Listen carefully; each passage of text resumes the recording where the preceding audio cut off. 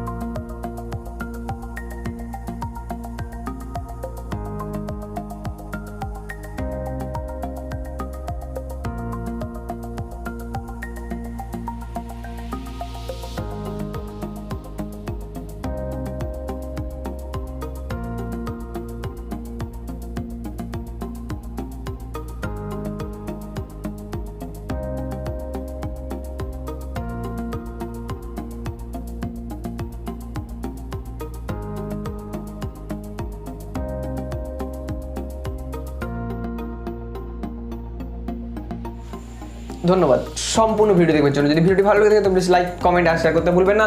আর এই ধরনের photography related এবং টেক রিলেটেড সমস্ত আপডেট পেতে আপনারা কিন্তু এই চ্যানেলটি সাবস্ক্রাইব করতে পারেন।